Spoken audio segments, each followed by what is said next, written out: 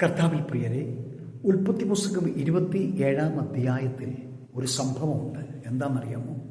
അബ്രഹാമിൻ്റെ മകനായിരിക്കുന്ന ഇസ്ഹാക്ക് വൃദ്ധനായി, കാഴ്ചയൊക്കെ മങ്ങി, ഏതു സമയം മരിക്കും. അത് മനസ്സിലാക്കിയ ഇസ്ഹാക്ക് തൻ്റെ മൂത്ത മകനായിരിക്കുന്ന ഏശാവിനെ അടുക്കൽ വിളിച്ചിട്ട് പറയാ, മകനെ ഏശാവേ, എൻ്റെ കണ്ണിൻ്റെയൊക്കെ കാഴ്ച പോയി, പഴയ പോലെ ആരോഗ്യമൊന്നുമില്ല, ഏത് സമയവും ഞാൻ മരിക്കും. അതുകൊണ്ട് എനിക്കൊരു ആഗ്രഹമുണ്ട്. എന്താണപ്പാ അപ്പൻ്റെ ആഗ്രഹം? എനിക്ക് വേട്ടയിറച്ചി തിന്നണം, തിന്നിട്ട് എനിക്ക് നിന്നെ അനുഗ്രഹിക്കണം. നീ മൂത്ത മകനായതുകൊണ്ട് ജ്യേഷ്ഠാവകാശം നിനക്ക് തരണം, നീ അനുഗ്രഹിക്കപ്പെടണമെന്ന് ആ പിതാവ് ആഗ്രഹിച്ച് ഏശാവിനെ വേട്ടയിറച്ചിക്ക് വേണ്ടി പറഞ്ഞു വിടുമ്പോൾ ഇത് തൻ്റെ ഭാര്യയായിരിക്കുന്ന റിബേക്ക കേൾക്കാനിടയായി. റിബേക്ക ഇത് കേട്ടേ പറ്റൂ. പ്രിയപ്പെട്ടവരെ, ദൈവം കേൾപ്പിച്ചത് റിബേക്കയെ. കാരണം എന്തെന്നറിയാമോ? ഇസഹാക്കുമായിട്ടുള്ള വിവാഹം കഴിഞ്ഞ് 20 വർഷം കഴിഞ്ഞാണ് മക്കൾ ഉണ്ടാകുന്നത്.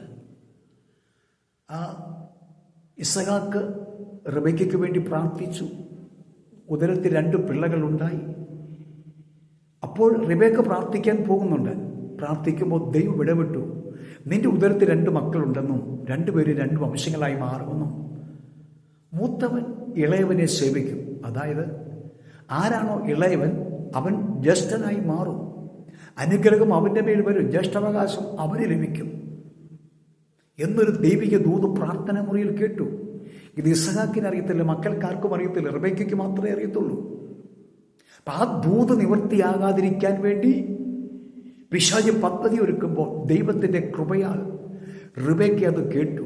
അപ്പനും മകനും തമ്മിലുള്ള സംഭാഷണ മധ്യേ റിബേക്ക കയറി ഇടപെട്ടില്ല, ഒന്നും പറഞ്ഞില്ല. അവിടെ ശാന്തമായിരുന്നു. ചിലയിടത്ത് മൗനമായിരിക്കുക, ദൈവം അത്ഭുതം ചെയ്യും.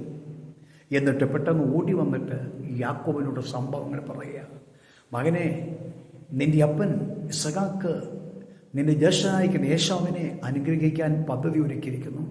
അതിനു മുൻപ് നീ നമ്മുടെ ആട്ടിൻകൂട്ടത്തിൽ നിന്ന് ഒന്നിനെ പിടിച്ചുകൊണ്ട് എൻ്റെ അടുക്കൽ കൊണ്ടുപോവാ. അപ്പന് രുചികരമായ ഭക്ഷണം ഞാൻ ഒരുക്കി തരാം.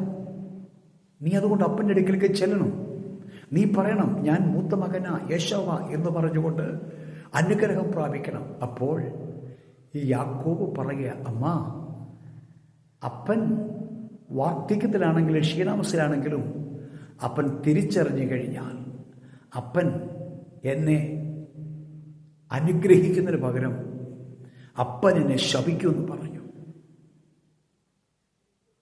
കാരണം അറിയാമല്ലോ പ്രിയപ്പെട്ടവരെ. എന്നാൽ ഈ യാക്കോബിൻ്റെ ആ വാക്കുകൾ കേട്ട് റിബേക്ക പറയുന്നു, മകനെ യാക്കോബേ, നിന്റെ അപ്പൻ്റെ ശാപം എൻ്റെ മേൽ വരട്ടെ. ആ ശാപം ഞാൻ ഏറ്റെടുക്കാം.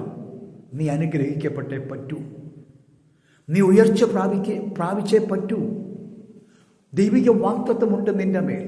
അതിന് വിരുദ്ധമായി പിശാച് ചില പദ്ധതി ഒരുക്കുന്നു. അതുകൊണ്ട് ഞാൻ പറയുന്നതിന് അനുസരിച്ച് നീ മുൻപോട്ട് പോകാൻ പറഞ്ഞു. യാക്കോബ് വിധേയപ്പെടുന്നതായിട്ട് കാണാൻ കഴിയുന്നു. അമ്മ ഒരുക്കിയ രുചികരമായ ഭക്ഷണമായി ഇസ്ഹാക്കിൻ്റെ അടുക്കൽ ചെന്നു. ഇസ്ഹാക്ക് പറയുന്നൊരു വാക്കുണ്ട്, ശബ്ദം യാക്കോബിൻ്റെതാണ്, എന്നാൽ കൈകൾ ഏശാവിൻ്റെത്. എന്തു തന്നെയായാലും യാക്കോബ് അനുഗ്രഹിക്കപ്പെട്ടു. അതിന് കാരണം ഇതാണ്, അമ്മ പറഞ്ഞ വാക്കാണ്, അവൻ നിന്റെ ശാപം എൻ്റെ മേൽ വരട്ടെ. പ്രിയപ്പെട്ടവരെ, നമ്മുടെ തലമുറകൾ നാം അനുഗ്രഹിക്കപ്പെടണമെങ്കിൽ ചിലത് ഏറ്റെടുക്കാൻ നമുക്ക് കഴിയണം. അവിടെയാണ് ദൈവപ്രവൃത്തി വെളിപ്പെടുന്നത്. മടിക്കേണ്ട, മുൻപോട്ട് സ്റ്റെപ്പുകൾ വയ്ക്കുക.